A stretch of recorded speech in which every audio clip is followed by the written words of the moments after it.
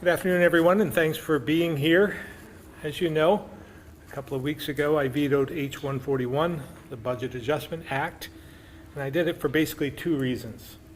Spent too much money and reversed course on the wind down of the hotel motel program, and instead actually expanded it.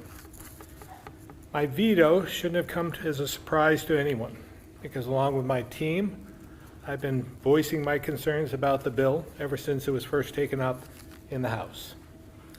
The budget adjustment is typically a mid-year accounting bill, and historically hasn't included policy changes or funding that's not time sensitive. Over the last few years, the legislature has taken a different approach to this mid-year truing up of the budget.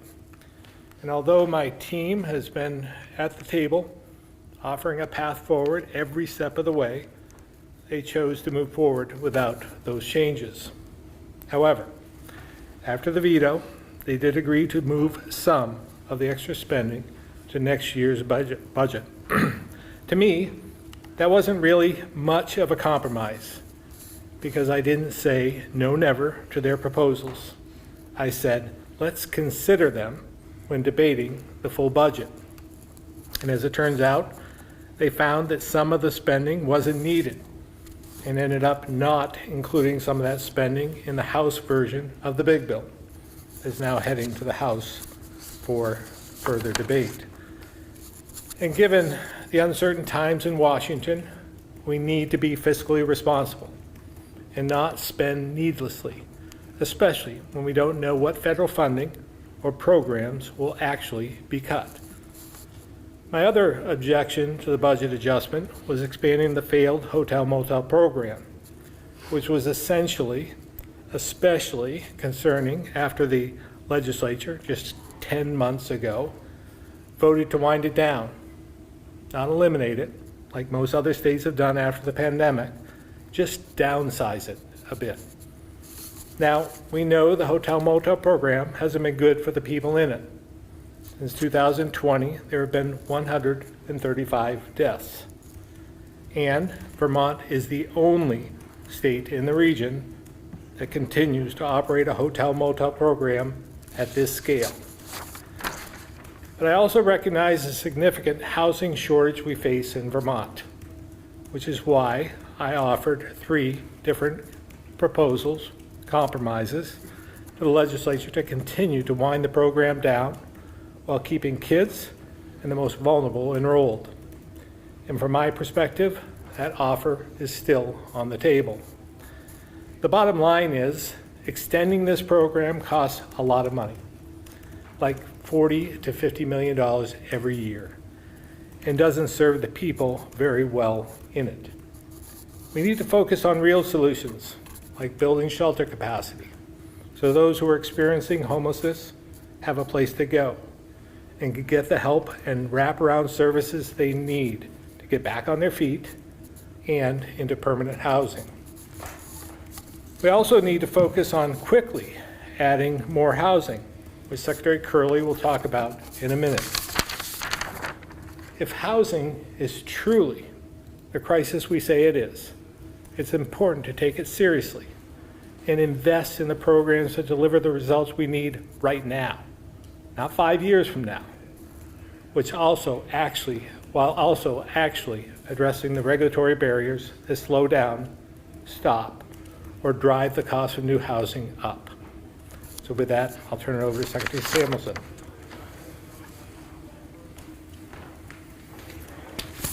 Thank you, Governor. As most of you know, the Agency of Human Services, and specifically the Department for Children and Families, administers the General Assistance Program, also known as GA. Over the last month, I've heard a lot of misinformation about what will happen to the GA program on April 1st. I want to clarify that on April 1st, the GA program does not end. What takes into effect is the natural seasonal transition from the cold weather to warm weather policy. Less than 10 months ago, the legislature and the administration came to an agreement on how the program will be administered moving forward. The Agency of Human Services is honoring that agreement and implementing the annual transition, which has historically been a part of the program. At the same time, the program will continue to shelter up to 1,100 households. In fact, under the current parameters, nearly 500 households have already been pre-authorized for April 1st to continue in the housing program. That said, it's important to recognize that the GA program, as it is currently operated, is no longer fulfilling its life-saving mission, and it's failing the people it was designed to protect. It's not just ineffective, it's putting vulnerable lives at risk. I'm often asked, if the GA program puts a roof over people's heads, how can it be considered a failure? The truth is stark. Since the program was diverted from an emergency shelter model to its current iteration, and through the end of 2024, as the governor said, 135 people have died in the program. Of those deaths, 45 were due to poisonings, primarily overdoses. 2 died from homicide, and many others succumbed to health conditions that may have been preventable if provided with appropriate care.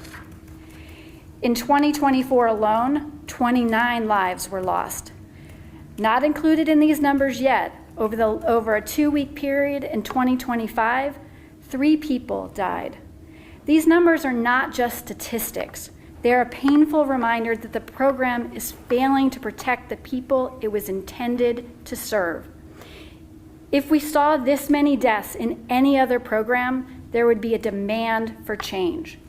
In addition to those lives that have lost in the GA program lacks the wraparound supports that individuals and families need to move towards stability. It mixes diverse populations, including young children, individuals transitioning out of corrections, those in recovery, and those who are active using substances in the same environment, creating unsafe conditions for many. This environment leaves hotels and the clients that we serve that are vulnerable to exploitation. Unlike the evidence-based programs such as the Department for Corrections Transitional Housing Program, our recovery housing and shelters, which have safeguards in place to identify and address trafficking and public safety issues, the GA program lacks these essential protections. As a result, the public safety data shows that public safety issues often arise around the hotels where our GA participants are sheltered. Clients themselves report how difficult it is to maintain their sobriety in these settings. In some cases, individuals have continued to remain in corrections rather than enter a hotel, recognizing that correctional settings offers much more stability for recovery. Furthermore, when the GA program was established, its primary goal was clear: to prevent people from dying of exposure during harsh months. But today, it's failing to even meet this basic objective. The stark reality is that a lack of prioritization, coupled with limited hotel rooms, leaves even the most vulnerable, including children and those with severe medical conditions, without shelter during our winter months. The program was never intended to serve as long-term housing. Originally, it provided temporary shelter while people identified alternative living situations. This allowed for steady turnover, ensuring that those in the greatest need could access the supports when they need it. But now the program is being used as housing. Those who need it the most are not able to access a hotel room. The harsh reality is that avoiding hard choices is still making a choice. When we fail to prioritize eligibility in a system that has limited resources, in this case, a limited number of hotel rooms, we leave children and medically vulnerable individuals out in the cold. Ignoring the need to prioritize doesn't eliminate the problem, it deepens the crisis. The consequences of avoiding hard choices are not hypothetical, they are real. To address this, the administration proposed a compromise to the legislature through the Budget Adjustment Act that would have prioritized the most vulnerable and extended eligibility for children and medically vulnerable individuals through June. AHS has worked with medical providers at the Department for Vermont Health Access, the Department for Disabilities, Aging, Independent Living, and the Department for Mental Health to develop definitions of medically vulnerable based on national models, and is able to implement process for reviewing and approving them. But just 10 months ago, the administration and the legislature agreed on how the GA program would be administered this year. Yet now, in the 11th hour, the legislature is backtracking on that agreement. This inconsistency makes it difficult for our clients to plan on what is going to come ahead, and it undermines the accountability for those who could have otherwise transitioned out of the program and moved towards self-sufficiency, including those who might have had an alternative living situation with families or returning to their home communities out of state. We know what works, so why aren't we doing it? If we were serious about addressing this crisis, we would need to invest in evidence-based solutions that have been proven to work, not this program. First and foremost, that means clearing the path for affordable housing. The clients we serve deserve permanency. Affordable housing provides opportunities and permanency for many of our clients. And for those who need more, we continue to need units to expand the programs that provide the necessary supports to help people succeed. These include recovery housing, transitional housing, family supportive housing, and extending and expanding the emergency shelters. Hotels were never designed to support permanent housing. They don't offer the facilities, the stability, services, or community that people need to move forward with their lives. That's why we continue to invest in shelters. Shelter offers resources that are unavailable in hotels and motels that assist Vermonters with moving forward towards a more stable and long-standing permanent housing option. These services include the capacity to have access to meals or to make meals, employment and job services, housing services, medical services, mental health, and economic services. The state has both extended and continues to expand shelter capacity. Last year, over 100 shelter beds had been added to complete over 650 beds, serving more than 1,000 individuals. In addition to that expansion, we're extending the Williston Family Shelter with a local provider running through 2025, extending the Waterbury Family Shelter through mid-June of this year to provide continuity for children in school, expanding the family shelter capacity with plans for permanent family shelters in Burlington, Rutland, Bennington, Central Vermont, extending and expanding medical respite throughout the state in both Central Vermont and the Chittenden County region. This provides a stable and safe place for those with medical needs, and preparing to add intensive recovery housing sites for those who need an integrated model of housing and substance use treatment. These programs don't just put a roof over someone's head, they provide the stability and resources people need to get back on their feet. The GA program offers none of these supports. Yet despite knowing what works, this year the House proposed budget strips out key programs like the ones I mentioned above, including intensive recovery housing that were included in AHS's budget. It also cuts programs that would have increased the availability of housing units for those transitioning out of homelessness or into transitional housing. Instead, the legislature continues to pour money into the GA program, a broken system that cannot deliver long-term solutions. This is nothing more than a temporary patch on a gaping wound.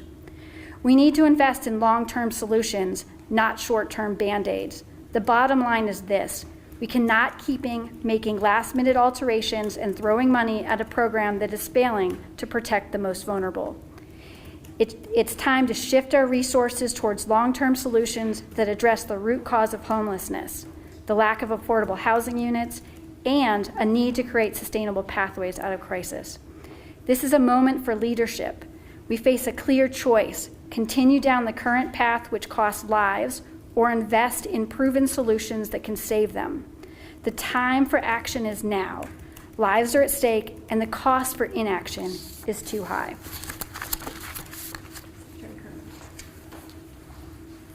Thank you, Secretary Samuelson.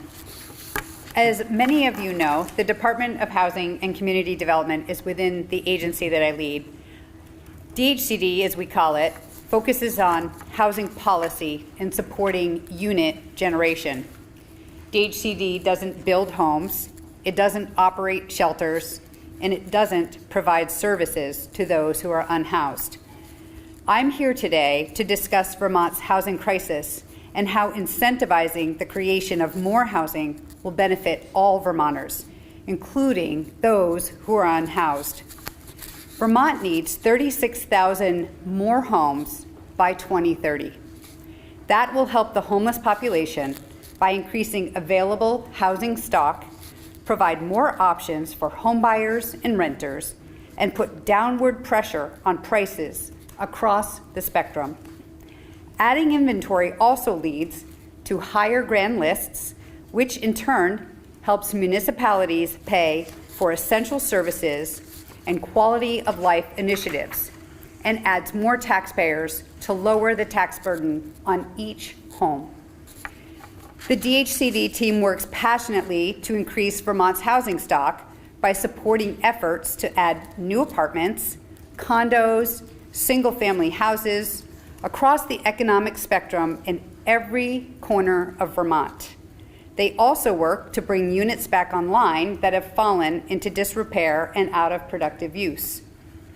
That strategy includes keeping people housed, getting new units online quickly, and putting people on a path to home ownership. We have programs like MER, the Manufactured Home Improvement and Repair Program. MER helps people stay in their homes by helping repair things like leaky roofs, broken heating systems, or updating electrical systems. More than 500 projects have been funded to date. We have VHIP, the Vermont Housing Improvement Program, perhaps the most successful housing program to be created in recent history. VHIP gives opportunities for any Vermont property owner to add or rehabilitate a housing unit, and along the way, creates new affordable housing units. Since the pandemic, VHIP has helped create or bring back online almost 600 apartments, most of them for people in coordinated entry, which provides people who are exiting homelessness with services. Another 500 VHIP funded units are in the production pipeline. At an average of just $37,000 per unit, VHIP is by far the most cost-effective state program to fund housing creation.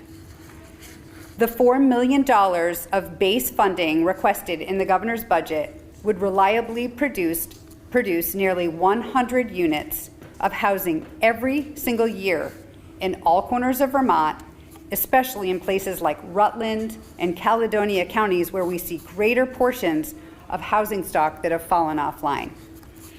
In the governor's budget, we looked to make funding for these very successful programs permanent, to bring stability and predictability to those looking to stay in their homes, and bringing offline housing stock back online. This was part of a larger ask totaling $50 million for investments related to increasing long-term housing production.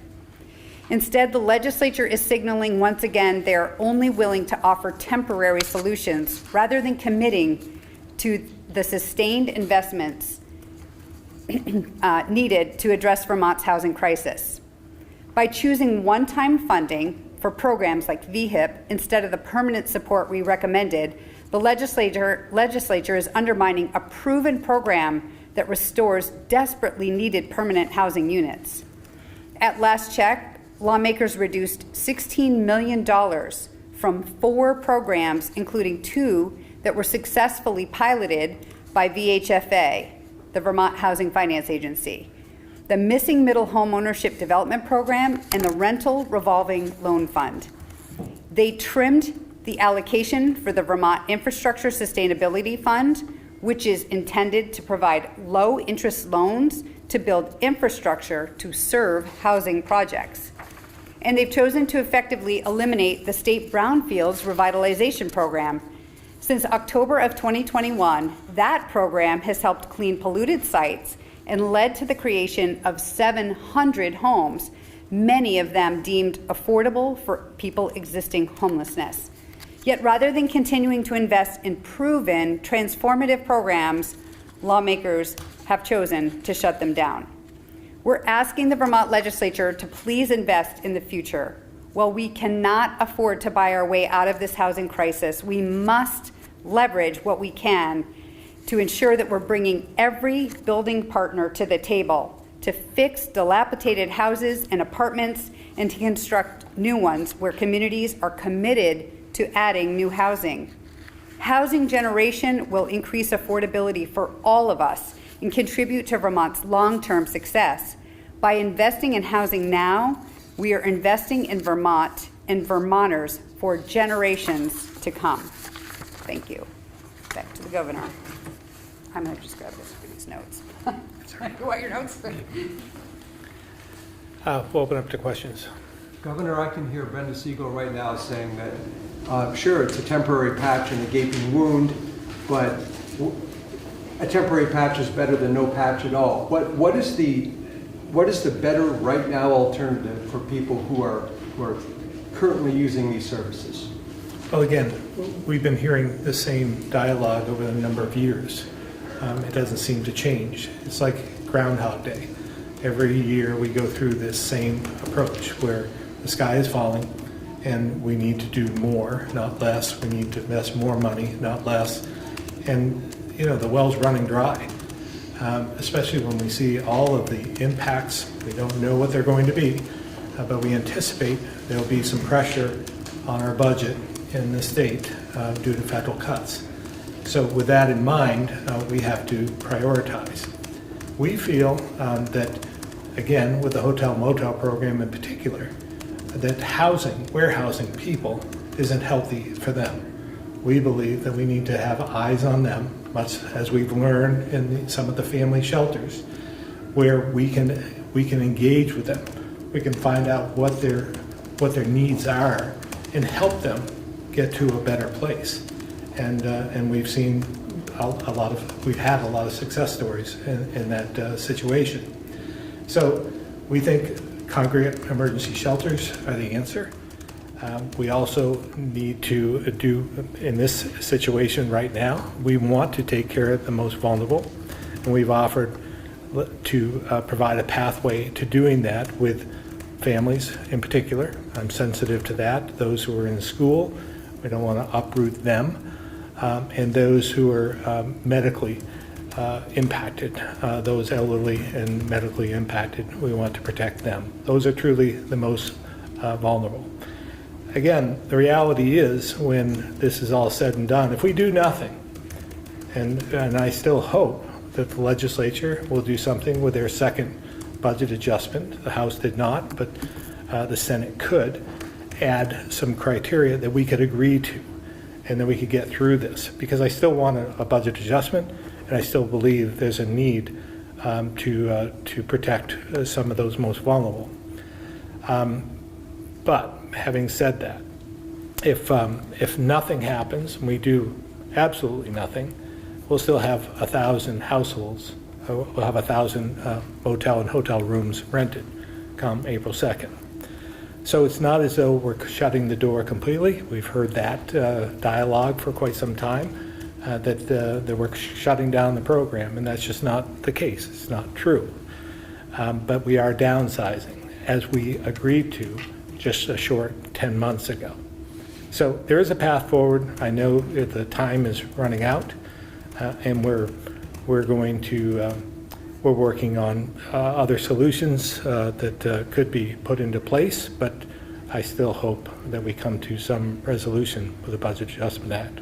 You said today that this program is a failure that harms the people that are enrolled in it, and you've also just said that you want to extend eligibility for vulnerable populations so that they can remain, so they can be protected. We put them into a situation. How do we reconcile those two things? Yes, we put them in a situation where they're in the last stages. They have been accustomed to having somebody bail them out at the end of the road here. When the program is going to run out, typically the legislatures come in to save them, put more money in the program, extend the program.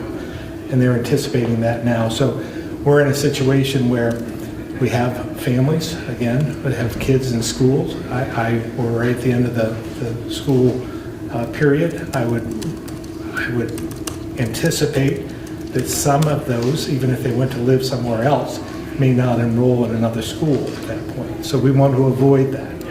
So I'm offering a compromise in that respect, understanding the feel a bit. So that and those who are medically impacted. So we're trying to do what we can to find that common ground. And again, the offer is still on the table. If the legislature wasn't asking for that, would you be instructing your administration to retain eligibility for that population?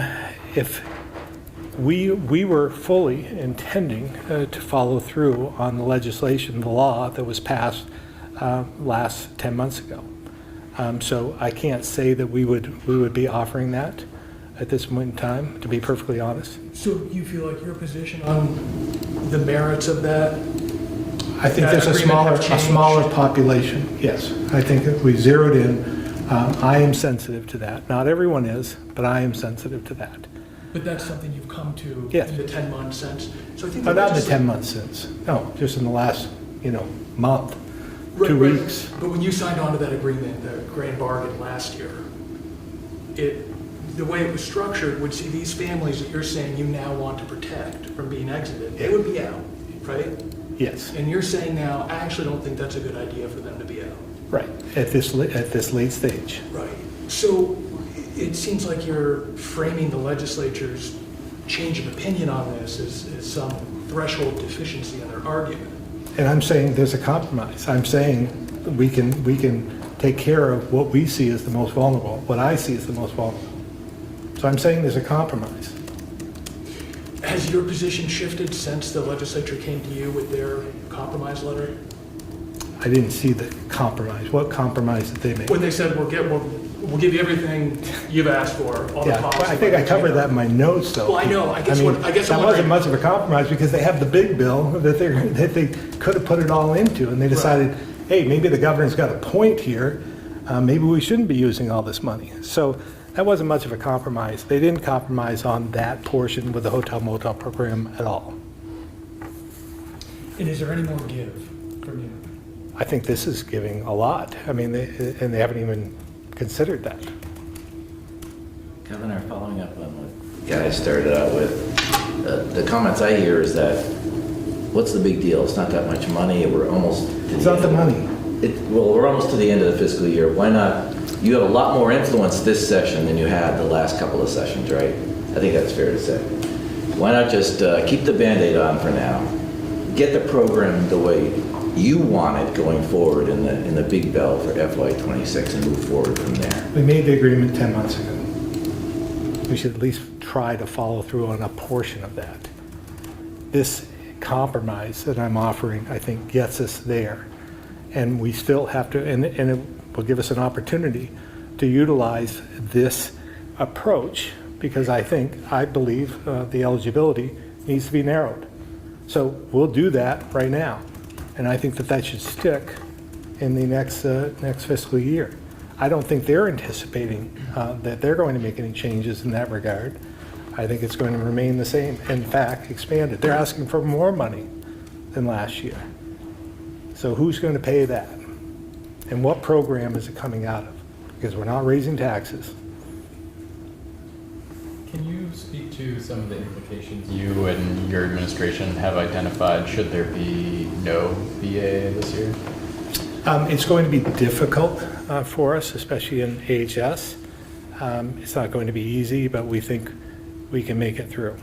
But it's not going to be easy. We're going to have to get creative. Is there anything specific that's been highlighted in terms of what might have to Yes, stop? there are many things that we've been talking about, but again, I want to reiterate, I hope we have a budget adjustment that I can sign, and I think there's still an opportunity.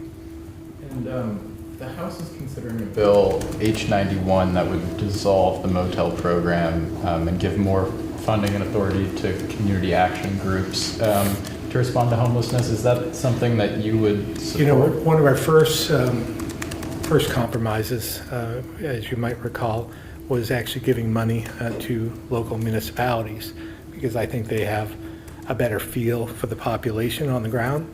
And I thought that that was a good proposal. I think that would have helped. In fact, we would have given more money than what we thought we were going to have to spend. But that was rejected. But that was based off from what I had heard maybe coming. I heard this from the speaker, maybe coming from the House, that they were going to take a more local approach. I didn't have any of the details at that point in time, but I was intrigued by that. I think, to be honest with you, I think there is some merit there. But if we don't reduce in some way the eligibility, and they're spending more money, that doesn't really seem to fix the problem. And I do believe that maybe they would come to the conclusion that we would utilize more emergency shelters, congregate shelters as well. But I don't know that to be the case. So we're willing to have that conversation. That's something in the big bill. But at this point in time, I still believe that we need to narrow the eligibility right now. To quickly switch topics, you mentioned time or two the uncertainty in Washington, federal cuts and whatnot. There's been some talk about dismantling FEMA from the Trump administration. I want to ask you, in terms of the money that does come to the state, just how impactful that is, and could Vermont repair its roads and bridges? Should we have another flood without the help of FEMA? Should it be dismantled? Yeah, again, I'm not sure what that means. You know, when they say they want to dismantle FEMA, does that mean it's just like dismantling the Department of Education? What does that mean? Is there still money flowing to the states so that they can handle it on their own? If that's the case, you know, we should consider that. But FEMA, I've said this right along, FEMA has its challenges.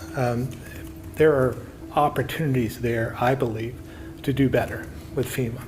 But FEMA has been essential to states, not just red states, blue states, all across the board. All of us have needed assistance from the federal government in our time of need. So if this means, you know, a complete dismantling, no funding, that would be detrimental to most every state. Going back to housing, this could also be for Commissioner Farrell or Secretary Hurley as well. You mentioned the trimming down of some of the suggestions. Is that in the House housing bill that's on the floor today, or the Senate housing bill? And typically there's some kind of mix of both at the end. But I guess which pieces from each at least somewhat fulfill the appetite that you guys for housing this year that you're looking for? That might be better answered by folks that understand all of what's happening in the legislature at this point.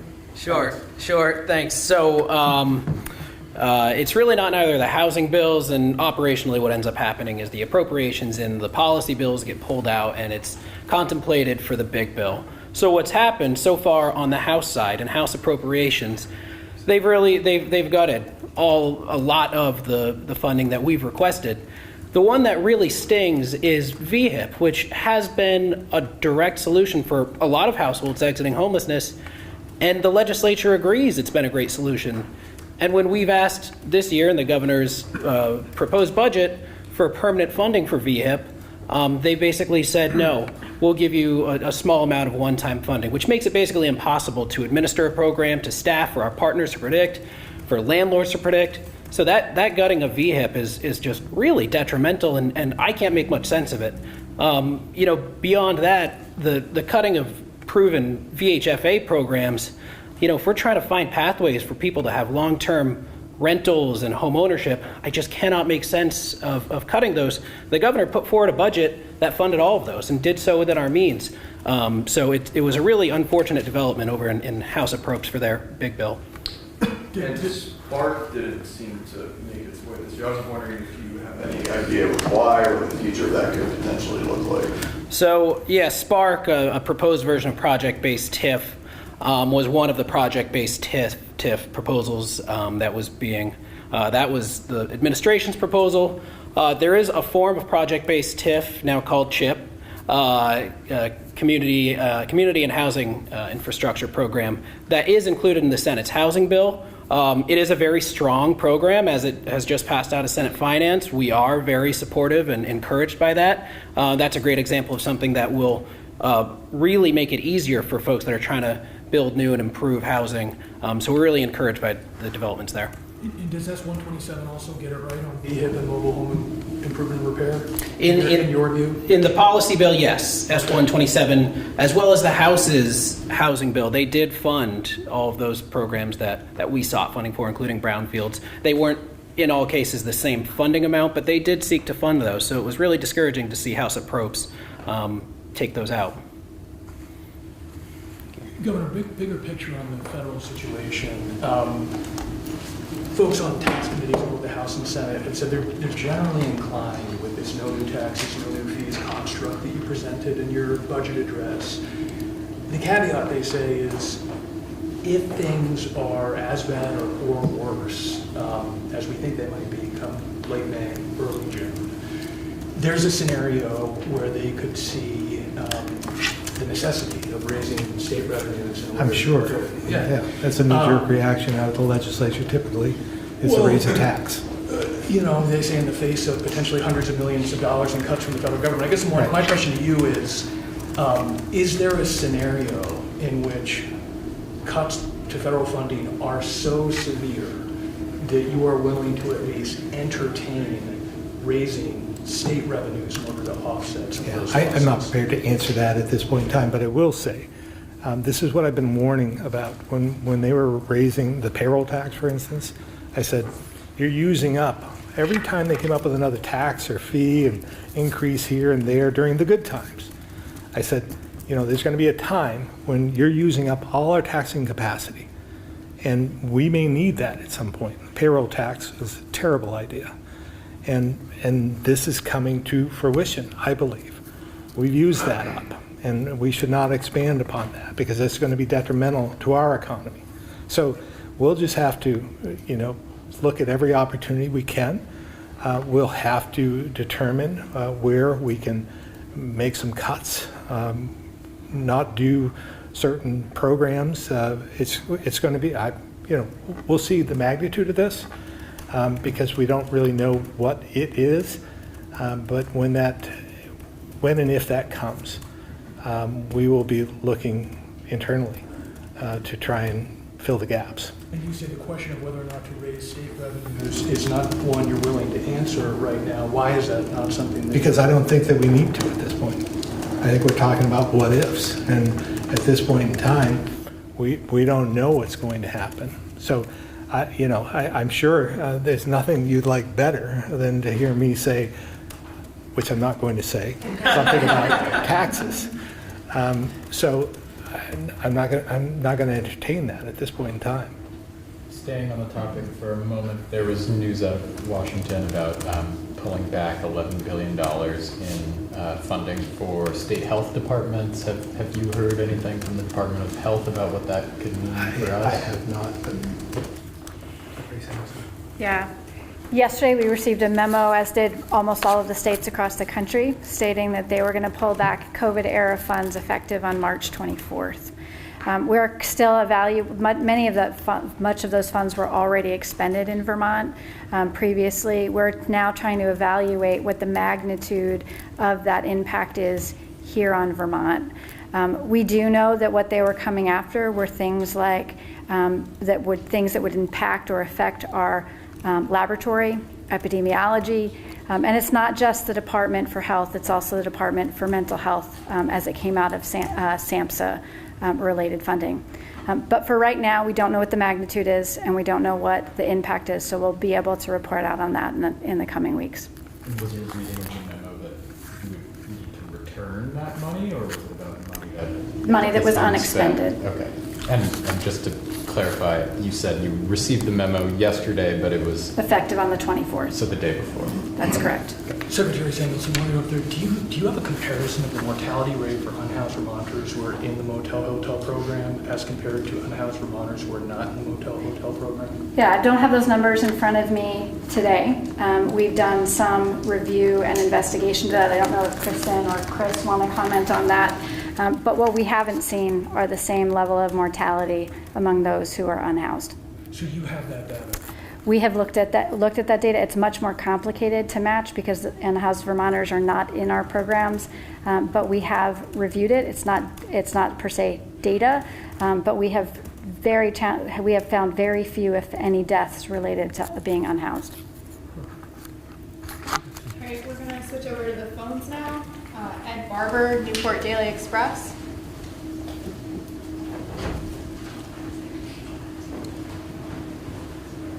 Ed, it looks like you're muted if you're talking. Yeah, no questions today. Thank you. Keith Whitcomb, Rutland Herald. Hi, my Zoom feed's been a little choppy, so my apologies if this was asked and answered. There was talk of one of the issues with the GA hotel program was that there's no wraparound services to it. I was curious, why is that? Is there some barrier to preventing those services from being offered? I don't know who gets into that detail of the program, but why couldn't there be? Is there some...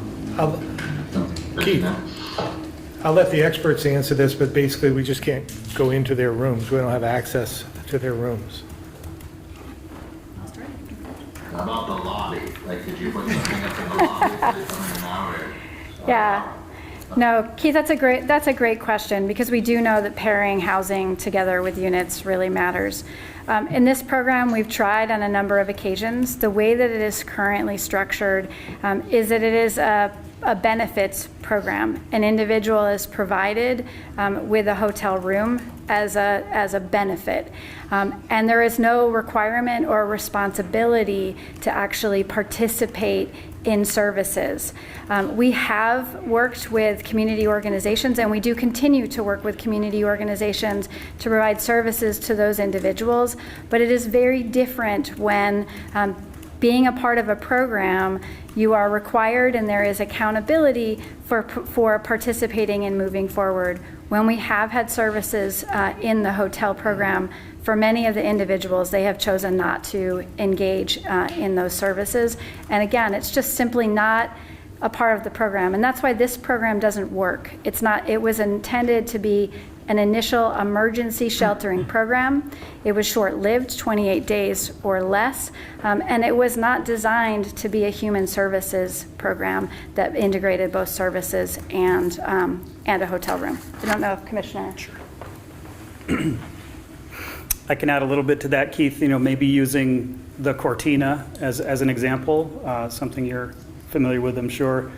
There are a lot of issues in trying to bring services into hotels and motels. We made many attempts through the years to do that, to bring in nursing services, to bring in economic services, employment services, with a lot of mixed success. Not every hotel is set up to accommodate that.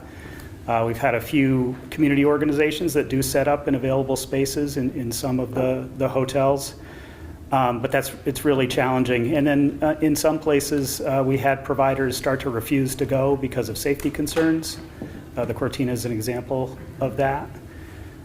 So that's why I think it's really important for us to focus more on the traditional shelter system rather than the hotel-motel system, because that's a space where you can require and provide space and provide the connections and services and supports that make people more successful, to really get them stabilized and on their feet, and hopefully to a more permanent housing solution. And I'll say once again, homelessness is a housing problem, and what we really need are more units for people to move into. Thank you. Back to the room. H2, the bill that is the vehicle for the raise the age delay for 2 years is on the Senate floor, meaning someone gets your desk relatively soon as long as it gets through with the April 1st deadline. I guess if I can just get your thoughts on the 2-year delay now that we made it through the House and through the Senate committee process and to the floor before your desk. Yeah, I think that's needed before April 1 as well. So we are supportive of the 2-year extension. We would like to have eliminated it altogether, but we'll take the 2-year extension. The House and the Senate's ed committees have started to diverge in terms of the elements of your proposal they're taking on, ideas of their own. Maybe what do you see that you like in the work that's being done, and what are your areas of concerns? Again, it's It's not moving as quick in the House as I would have liked to have seen. But having said that, it appears it is moving. Something is moving there. The foundational formula looks like it's going to move out of the House in some form. And don't like everything within everything they've done in the bill. And I hear rumor that they're adding more, so I don't know what's actually going to be in there. But I'm encouraged to see something moving. I'm more encouraged with the Senate. They seem to be somewhat ahead of the House in many different ways. They have established the number of supervisor unions, even considering what lines and so forth. They seem to want to get something done. So if that comes over from the House and what the Senate is working on, it looks like if we could put all that together, we'd have something to work with. So we may be closer than we think. I've seen in years past how the legislature does rally at the end of the session, and we could have something that we could work with. So I'm encouraged in some respect to see things moving along. Just quickly staying on education, when it comes to your priorities, you mentioned you'd like to see the House moving faster. Should we get to the end of the road and there's one thing that we need to get done this session, in your mind, is that the funding formula? Is that setting the districts and drawing the lines? What do you see as the main priority? We need it all. I mean, we need the funding formula. We need to set the number of districts, somewhat draw the lines, and know what we're talking about. Then we could work on other pieces of that throughout the year. But those are essential. That's the foundation that we need to move forward.